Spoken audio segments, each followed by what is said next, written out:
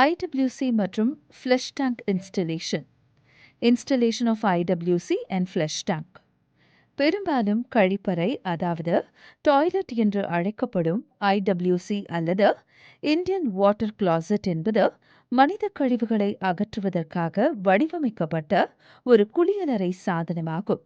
இது பொதுவாக இந்தியாவில், குறிப்பாக கிராமப்புற மற்றும் ஓரளவு நகர்ப்புற பகுதிகளில் பயன்படுத்தப்படுகிறது. இன்று நாம் ஒரு ஐடபிள்யூசி மற்றும் ஒரு ஃப்ளஷ் டேங்கை நிறுவுவது எப்படி என்று கற்றுக்கொள்வோம். இதற்கு தேவையான டூல்கள் மற்றும் பொருட்கள்: இந்திய பாணி கழிப்பறை, ட்ராப், செங்கற்கள், சிமெண்ட், மணல், தண்ணீர், trowel, mortar pan, hammer, chisel, screwdriver, try square, measuring tape மற்றும் பிளம் பாப். இந்த செயல்பாட்டின் போது நாம் என்னென்ன பாதுகாப்பு முன்னெச்சரிக்கை நடவடிக்கைகளை கடைபிடிக்க வேண்டும் என்று பார்ப்போம். பணிபுரியும் போது சேஃப்டி ஷூஸ், சேஃப்டி கிளவ்ஸ் மற்றும் சேஃப்டி ஏப்ரான் ஆகியவற்றை கட்டாயம் அணிய வேண்டும். ஹேமர் ட்ரில்லை உறுதியாக பிடித்துக்கொண்டு இயக்க வேண்டும், ஏனெனில் அது அதிர்வுறும். ஐடபிள்யூசியை தூக்கும்போது கவனமாக இருங்கள், ஏனெனில் ஒரு சிறிய தாக்கத்தில் கூட அது உடையக்கூடும். ஐடபிள்யூசி மற்றும் ஃப்ளஷ் டேங்கை நிறுவும் செயல்முறையை இப்போது விரிவாக பார்ப்போம். ஐடபிள்யூசியை நிறுவுவதற்கான வழிமுறைகள் இங்கே கொடுக்கப்பட்டுள்ளன. முதலில் ஐடபிள்யூசிக்காக 900 மில்லிமீட்டர் x 900 மில்லிமீட்டர் அளவுள்ள ஒரு பகுதியை மார்க் செய்யவும். இப்போது நீங்கள் மார்க் செய்யப்பட்ட பாக்ஸின் மையப்புள்ளியை கொண்டு அதற்கு இணையாக சுவரிலும் மார்க் செய்யவும். இது ஐடபிள்யூசி ஃபிட்டிங் நேராகவும் மையப்பகுதியிலும் இருப்பதை உறுதி செய்யும்.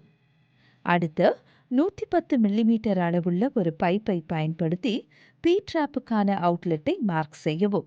பின்னர் ஒரு ஹேமர் ட்ரில்லை பயன்படுத்தி அவுட்லெட்டை ட்ரில் செய்யவும். இது பைப்பானது சுவருக்குள் ஊடுருவி செல்வதற்கான ஒரு துளையை உருவாக்கும். ட்ரில்லிங் பணி முடிந்ததும் ஒரு சுத்தியல் மற்றும் உளியை பயன்படுத்தி மிச்ச பகுதிகளை அகற்றி செப்பனிடவும். இப்போது பைப்பை ஹோலில் செலுத்தி சரிபார்க்கவும். ஹோலில் இருந்து வெளியேறும் கூடுதல் பொருட்களை அகற்றிவிடவும். இப்போது ட்ராப்பை சுவரில் இருந்து 300 மில்லிமீட்டர் தூரத்தில் செட் செய்யவும். பின்னர் ஒரு ஸ்பிரிட் லெவலின் உதவியுடன் ட்ராப்பின் லெவலை செட் செய்யவும். இப்போது ட்ராப்பையும் பைப்பையும் மோட்டாரின் உதவியுடன் செட் செய்யவும்.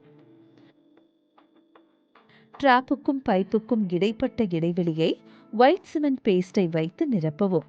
இதனால் நீர்க்கசிவு, அதாவது லீக்கேஜ் ஏற்படாது. இப்போது ஒரு உதவியாளரின் உதவியுடன் ஐடபிள்யூசியை ட்ராப்பில் வைக்கவும். ஐடபிள்யூசியை தாங்குவதற்கான அதன் அடியில் செங்கற்களை வைக்கவும். இதற்கு பிறகு ஸ்பிரிட் லெவல் கொண்டு ஐடபிள்யூசியின் லெவலை சரிபார்க்கவும்.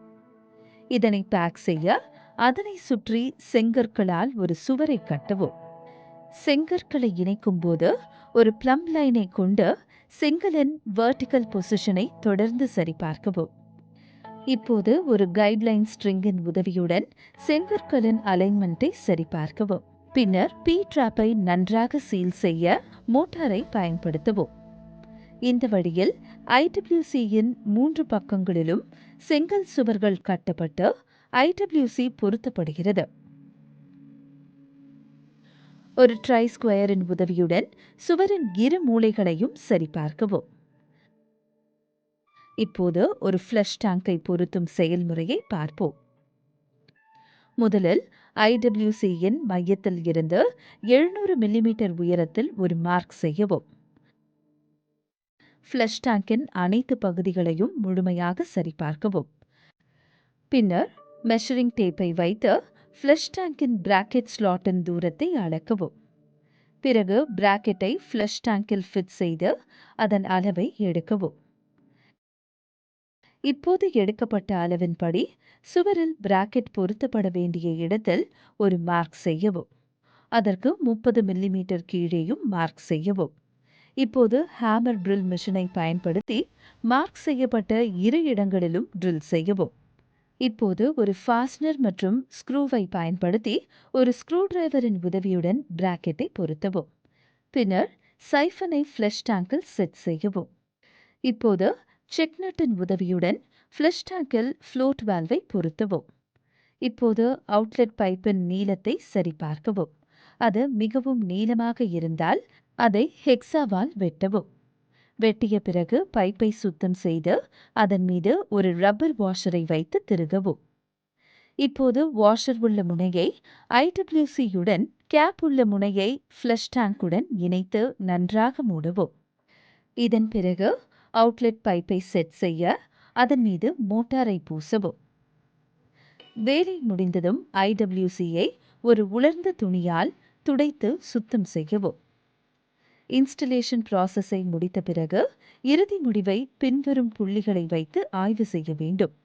ஐடபிள்யூசியை பொருத்துவதற்கு முன் அதில் ஏதேனும் மிக நுண்ணிய விரிசல்கள் உள்ளனவா என சோதிக்கவும்.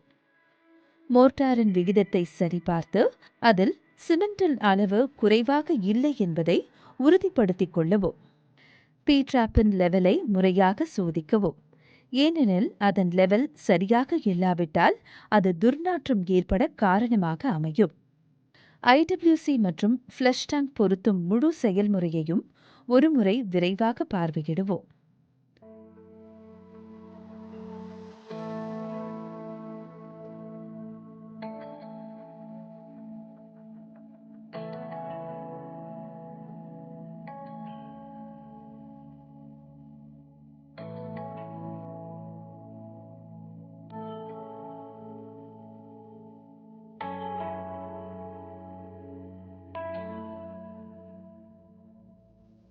சுருக்கம்: இந்த வீடியோவில் ஒரு ஐடபிள்யூசி மற்றும் ஒரு ஃப்ளஷ் டேங்க் ஆகியவற்றை எவ்வாறு நிறுவுவது என்பதை நாம் கற்றுக்கொண்டோம்.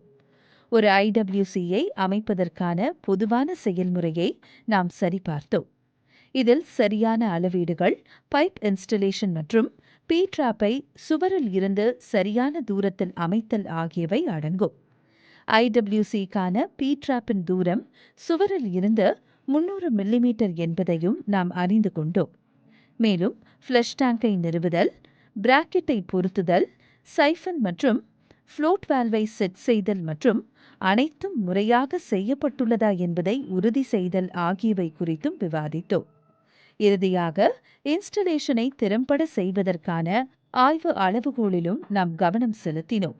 இப்போது உங்களுக்கான கேள்வி: ஐடபிள்யூசிக்கும் சுவருக்கும் இடையே ஒரு குறிப்பிட்ட இடைவெளியை பராமரிப்பது ஏன் முக்கியம்? மேலும் இது இன்ஸ்டலேஷன் ப்ராசஸை எவ்வாறு பாதிக்கிறது?